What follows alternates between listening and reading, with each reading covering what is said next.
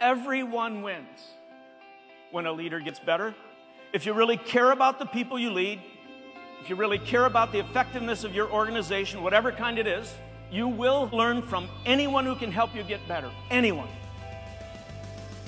When I come to the Leadership Summit, I feel like my bar is raised. It's vision, it's inspiration. The quality of people in such a short space of time is second to none. The energy and all the people here, it's irreplaceable. You know, I can come and be exposed to ideas that are outside of the church realm, which is important.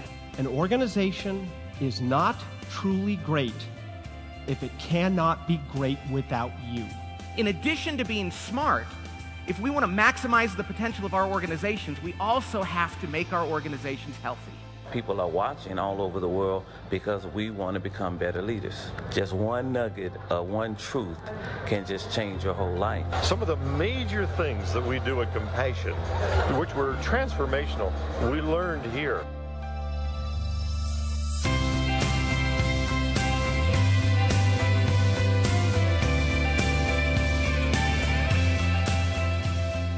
I don't want to limit myself to Christian communities where I can be a leader. I want to be a global leader. Seeing a leader like Condoleezza, she's a great example of somebody who does that. Every life is worthy, not just because we are equals before the law, but because we are equals before God.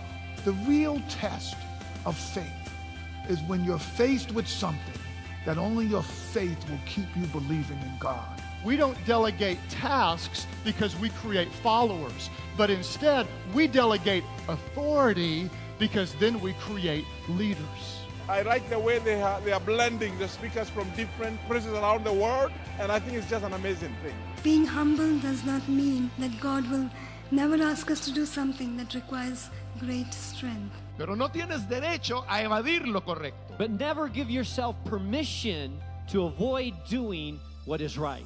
I didn't realize until yesterday that you can get kids 9 years, 10 years old thinking about changing the world that we live in. Every young person is gifted. Every young person has a gift. Every young person can make a difference. And it's your job to help young people, one, know that they're gifted, and two, find their gift. I can change so much.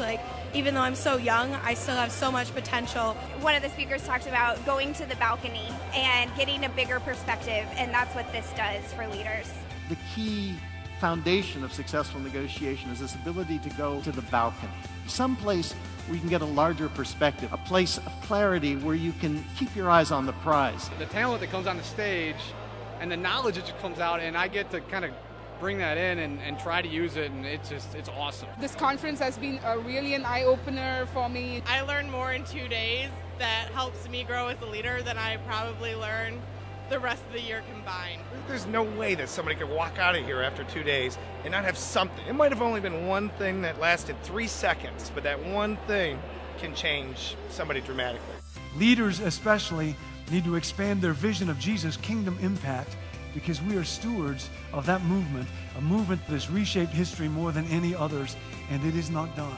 If every church reaches their redemptive potential, we're actually, over time, going to see the thick cloud of darkness that's been overhanging this world gradually give way to the light and love of Christ. I hope you understand that one of the greatest privileges in all of life is when Jesus taps you on the shoulder and says, "Hey, Phil, hey, Jason, hey, Ashley, hey, Melinda, I have a critical role for you to play."